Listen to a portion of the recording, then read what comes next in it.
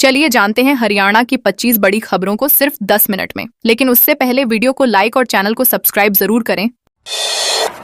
पिंजौर में ग्रामीणों ने बद्दी बैरियर किया जाम। पंचकूला जिले के पिंजौर दून क्षेत्र में ग्रामीणों ने हिमाचल प्रदेश सरकार द्वारा एंट्री टैक्स बढ़ाने के विरोध में बद्दी बरोटी वाला बैरियर पर जोरदार प्रदर्शन किया। ग्रामीणों ने करीब 1 घंटे तक बैरियर जाम रखा, जिससे यातायात पूरी तरह बाधित हो गया और लंबी कतारें लग गईं। प्रदर्शन में पूर्व चेयरमैन राजेश कोना, पूर्व सरपंच हरबंस लाल समेत कई जनप्रतिनिधि और ग्रामीण मौजूद रहे। लोगों का कहना है कि एंट्री टैक्स 70 रुपए से बढ़ाकर 170 रुपए कर दिया गया है, जो स्थानीय निवासियों पर अतिरिक्त आर्थिक बोझ डालेगा। प्रशासन से जल्द राहत देने और निर्णय वापस लेने की मांग की गई है।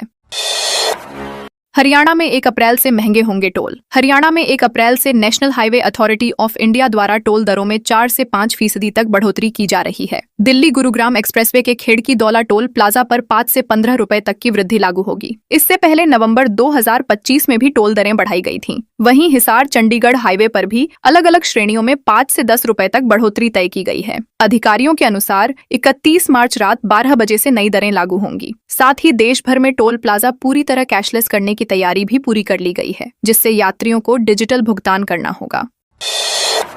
3 मौतों के जिम्मेदार को 24 घंटे में जमानत। गुरुग्राम के पटौदी क्षेत्र में हुए दर्दनाक सड़क हादसे में 2 बच्चों और उनके नाना की मौत के मामले में आरोपी ड्राइवर को 24 घंटे के भीतर जमानत मिल गई है। आरोपी ब्लैक थार चालक को पुलिस ने शनिवार को गिरफ्तार किया था, लेकिन जल्द ही उसे बेल मिल गई। इस फैसले से पीड़ित परिवार में गहरा आक्रोश है। परिजनों का कहना है कि इतनी बड़ी घटना के बाद इतनी जल्दी जमानत मिलना न्याय व्यवस्था पर सवाल खड़े करता है। यह हादसा लोकरा खोड़ रोड पर हुआ था, जब तीनों पैदल घर लौट रहे थे और तेज रफ्तार वाहन ने उन्हें कुचल दिया।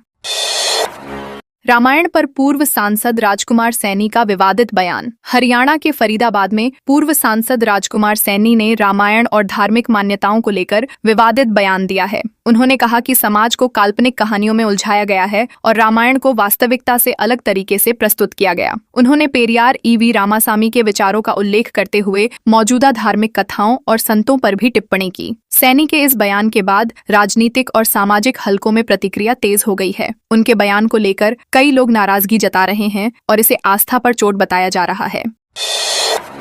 फतेहाबाद में रोडवेज बस न रोकने पर हंगामा। फतेहाबाद के गांव बड़ोपल में रोडवेज बस द्वारा बस स्टॉप पर न रुकने को लेकर यात्रियों ने हंगामा कर दिया। झज्जर डिपो की बस सिरसा से हिसार जा रही थी, जिसमें 10-15 यात्री बड़ोपल उतरने के लिए सवार थे। बावजूद इसके चालक ने बस को स्टॉप पर न रोकते हुए सीधे फ्लाईओवर पर चढ़ा दिया। इस पर यात्रियों ने विरोध जताया, जिसके बाद बस को वापस मोड़कर स्टॉप पर रोका गया। स्थानीय लोगों का कहना है कि यह समस्या बार बार सामने आ रही है, जिससे यात्रियों को परेशानी होती है। उन्होंने प्रशासन से इस पर सख्त कार्रवाई की मांग की है।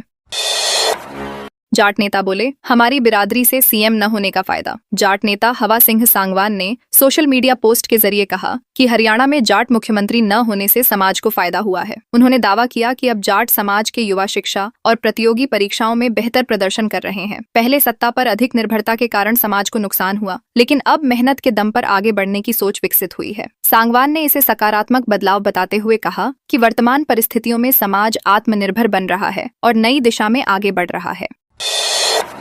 पानीपत में बच्चा चुराने की कोशिश। पानीपत की महादेव कॉलोनी में बच्चा चोरी के शक में एक महिला को स्थानीय लोगों ने पकड़ लिया। आरोप है कि महिला ने एक बच्ची को लालच देकर अपने पास बुलाया और जब वह नहीं मानी तो उसका हाथ पकड़कर जबरन ले जाने लगी। बच्ची के शोर मचाने पर आसपास के लोग इकट्ठा हो गए और महिला को पकड़ लिया। तलाशी के दौरान उसके पास से कुछ संदिग्ध सामान भी मिला, जिससे लोगों का शक और गहरा गया। घटना के बाद इलाके में हड़कंप मच गया। पुलिस मामले की जाँच कर रही है और महिला से पूछताछ जारी है।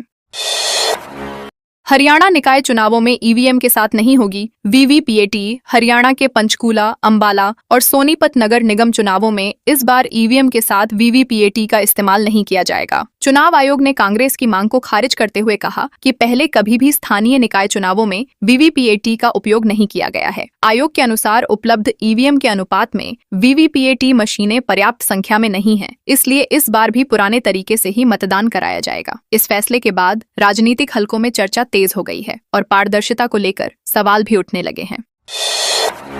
जज्जर में प्रशासन का विशेष अभियान, 2 घंटे में समाधान। जज्जर जिला प्रशासन ने आमजन की समस्याओं के त्वरित समाधान के लिए विशेष शिविर अभियान शुरू किया है। जिले भर में लगाए गए इन शिविरों में सुबह 10 बजे से दोपहर 12 बजे तक लोगों की शिकायतें सुनी जा रही हैं और मौके पर ही उनका निपटारा किया जा रहा है। जिला मुख्यालय के साथ बहादुरगढ़, बेरी और बादली में भी शिविर आयोजित किए गए हैं। संबंधित एसडीएम और विभिन्न विभागों के अधिकारी मौके पर मौजूद रहकर शिकायतों का तुरंत समाधान कर रहे हैं। प्रशासन का दावा है कि इस पहल से लोगों को दफ्तरों के चक्कर नहीं लगाने पड़ेंगे और पारदर्शिता भी बढ़ेगी।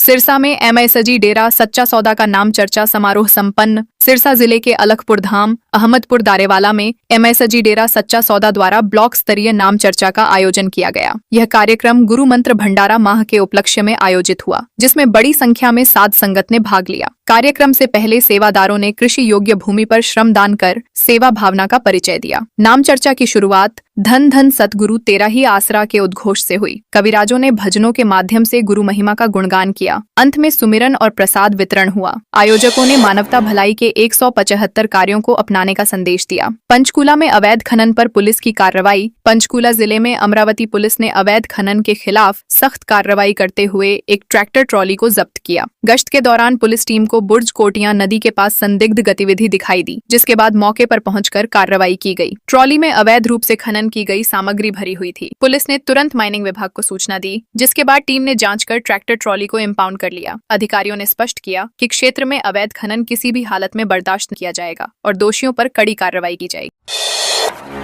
रोहतक सुपवा यूनिवर्सिटी की पेंटिंग को दिल्ली सीएम ने सराहा। रोहतक की सुपवा यूनिवर्सिटी के छात्र कृष्णा द्वारा बनाई गई वॉल पेंटिंग को दिल्ली की मुख्यमंत्री और अन्य अतिथियों ने सराहा। यह पेंटिंग दिल्ली के निर्मल छाया कॉम्प्लेक्स में आयोजित कार्यक्रम के दौरान बनाई गई, जिसकी लंबाई करीब 18 फीट थी। छात्र ने इसे एक ही दिन में तैयार कर सभी को प्रभावित किया। कार्यक्रम महिला एवं बाल विकास विभाग द्वारा आयोजित किया गया था, जिसमें विभिन्न योजनाओं और उपलब्धियों को प्रदर्शित किया गया। छात्र की कला और रचनात्मकता की जमकर प्रशंसा हुई और उसे उज्जवल भविष्य के लिए शुभकामनाएं दी गईं।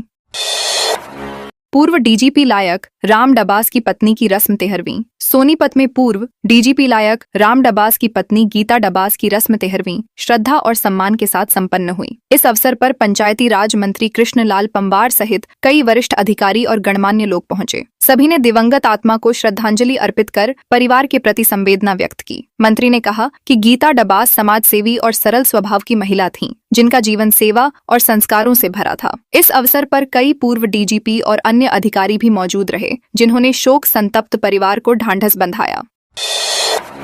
नेचर कैंप जा रहे स्टूडेंट्स की स्कूल बस के ब्रेक फेल। पंचकूला के मोरनी क्षेत्र में नेचर कैंप के लिए जा रही स्कूल बस के ब्रेक फेल होने से बड़ा हादसा टल गया। बस में करीब 50 छात्र सवार थे, जो अचानक घबराकर शोर मचाने लगे। चालक ने सूझबूझ दिखाते हुए करीब 400 मीटर तक बस को नियंत्रित करने की कोशिश की और अंत में बस को पहाड़ी से टकराकर रोक दिया। हादसे में लगभग 20 छात्र घायल हुए, जिन्हें तुरंत अस्पताल पहुंचाया गया। यह बस खेल एवं युवा कार्यक्रम विभाग की ओर से भेजी गई थी। घटना के बाद परिजन और पुलिस मौके पर पहुंचे। फतेहाबाद में राजेंद्र शर्मा बने ब्राह्मण सभा के प्रधान। फतेहाबाद में श्री ब्राह्मण सभा के चुनाव में राजेंद्र शर्मा ने 16 वोटों से जीत दर्ज कर प्रधान पद हासिल किया। उन्होंने अपने प्रतिद्वंद्वी विक्रम शर्मा को कड़ी टक्कर में हराया। मतदान प्रक्रिया सुबह 10 बजे से शाम 4 बजे तक शांतिपूर्ण तरीके से संपन्न हुई, जिसके बाद मतगणना कर परिणाम घोषित किए गए। इस बार चुनाव में सभी पदों पर सीधा मुकाबला रहा, जिससे मुकाबला काफी रोचक बना। इससे पहले 2 कार्यकाल तक रामनिवास शर्मा सर्वसम्मति से प्रधान चुने जाते रहे थे। नई कार्यकारिणी से समाज को नई दिशा मिलने की उम्मीद जताई जा रही है।